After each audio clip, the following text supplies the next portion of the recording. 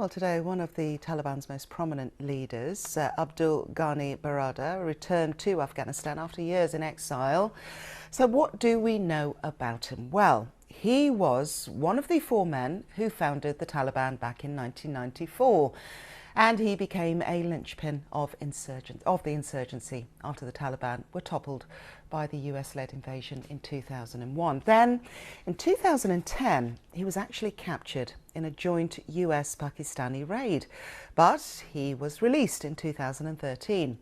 Afghan officials hoped that he would encourage the Taliban to engage in peace talks with them. Well, fast forward 7 years, and he signs a deal, not with the Afghan government, but with the US Trump administration. It culminates in the withdrawal of US troops. We know what happens next, don't we? The Taliban quickly take control of the country, and then, after years in exile, he's finally able to return to Afghanistan. Well, our security correspondent, Frank Gardner, is here with me in the studio. It's lovely to see you, Frank. There are so many questions concerning not only the Taliban, but also how they fund themselves, who they are. So let's start off with this latest development and Baradar. How significant is he within the whole story? He's very significant because he was very close to Mullah Omar, who was the original founder of the Taliban back in 1994.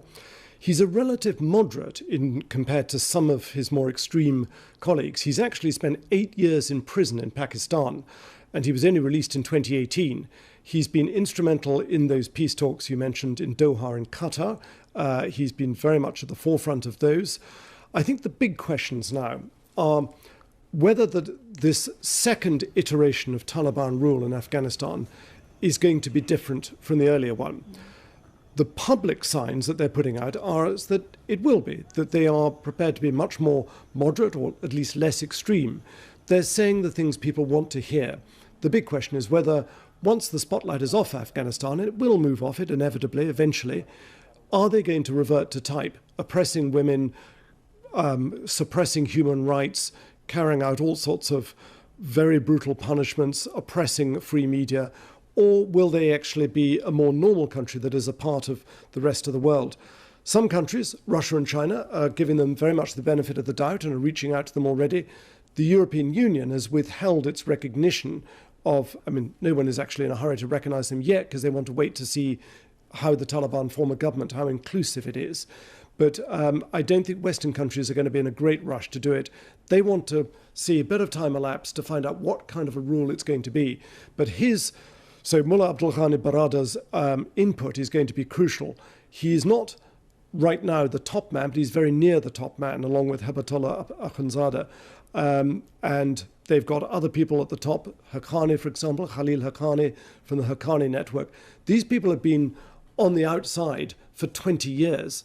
One of those I mentioned has actually got a price on his head from the US, a bounty on his head, and he's now in charge of security in Kabul. So that's the higher echelons of the Taliban. But as many people have started to point out, it's the discipline within the foot soldiers that could cause problems for the so-called Taliban version 2.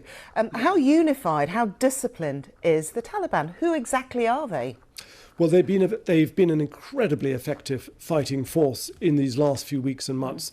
As soon as they found out that the US was leaving, that was it. That was a green light to them to accelerate their campaign. And this will go down in military history as one of the most successful insurgent campaigns. And it's desperately sad for all of those, not only Britons and others who fought there and been aid workers and helped Afghanistan become a more progressive, fair, equitable place, which they now fear could be reversed, but also for all those tens of thousands of Afghans who've lost their lives trying to keep their country free from oppressive rule.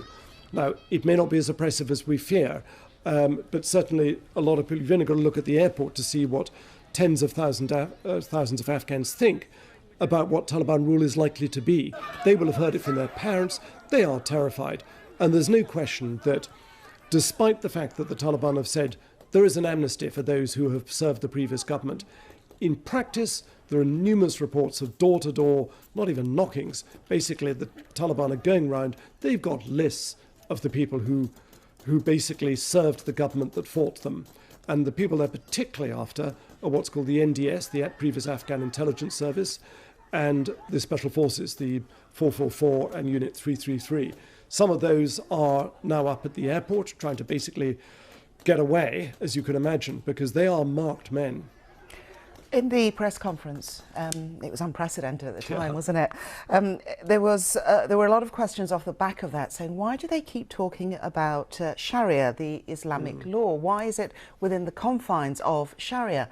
Afghanistan is an Islamic country, isn't it? What's the difference going to be? And this is the fear, isn't it? A lot of people, when they hear that, it's like, oh no, what is that going to mean then for the girls, for everyday life? What difference will it bring? Yeah. Well, Sharia, of course, means Islamic law, as you say, and it's open very much to interpretation. I mean, many countries throughout the Middle East use a form of Sharia. It's all dependent on how it's actually practiced. So Saudi Arabia, for example, is one of those that carries out what's called hudud or had punishments to the limit. So, that can be beheading for capital crime, which is rape, armed robbery. And in the past, the 5 years from 1996 to 2001, the Taliban carried out a lot of very brutal punishments, particularly amputations. ISIS, when they had a self-declared caliphate in Syria and Iraq, they did a lot of those. And there's a really ghoulish, hideous element to this, because usually these regimes tend to corral the public into forcing them to watch this. They order them, their police order people to come to the stadium to watch this. And that's what used to happen under the Taliban. They used the football stadium in Kabul and elsewhere to watch somebody having his hand and foot lopped off. I mean, just horrific. So there will be plenty of people in their ranks who want that sort of thing to continue. There'll be plenty of people in Taliban ranks who say that a woman's place is in the home and in the bedroom, in the kitchen and in the bedroom, and nowhere else, or that if she goes out, she must be accompanied, fully veiled, and must be accompanied by a mahram, a male guardian. Others, I think, will perhaps be a bit more pragmatic. They will want Afghanistan to be a successful country. They're going to be short of money. The IMF has cut off funds. They need trade. They need ties. They'll get some from China, a lot from China, some from Russia, some from Pakistan. Maybe that'll be enough, but I think they'll want to be a bit more open. Those are the next questions, isn't it? Everybody's saying, how on earth are you going to fund this country? I spoke to a former ambassador earlier this week and brought up the resources within Afghanistan. I mentioned lithium and China's interest in those resources. And he said, well, actually, there are a lot more. And he didn't understand why the British didn't make the most of it. Where does Afghanistan's wealth come from, Frank? Under the ground. Well, partly under the ground, but of course, I hate to say it, but the illicit wealth is the opium poppy. And Afghanistan is the world's biggest supplier of opium and heroin. So, if the Taliban wanted to, and so far they've said we're going to try and reduce opium production to zero and we want international help for this, that's commendable. I mean, in 20 years, the US-led coalition wasn't able to do it. Maybe the Taliban can, but it is a major source of money for farmers, for villagers. It funds an entire narco economy in some of the more fertile areas. If they wanted to, they could flood Europe with heroin. They could treble the production. There are thousands of Iranian border guards who've lost their lives trying to stop drug smuggling across the Afghan-Iranian border. So there is that wealth, unfortunately, but you're absolutely right to mention lithium. So rare earth, copper, or other minerals are beneath the surface and are waiting to be exploited. And China has been quite clever on this. It's played the long game. I don't think it's lost a single life so far in Afghanistan, certainly not in combat. It sat back, watched the Americans and its allies, their allies, lose their lives in trying to nation build. But they, meanwhile, have extended the hand of friendship to the Taliban. They're not too concerned about human rights. That's something that troubles other people, but not them. I think they will have some concerns, though, that about their own Uyghur community in Xinjiang province. They will not want to see militant jihadism spreading across that border. So China will have an interest in the suppression of any terror training camps.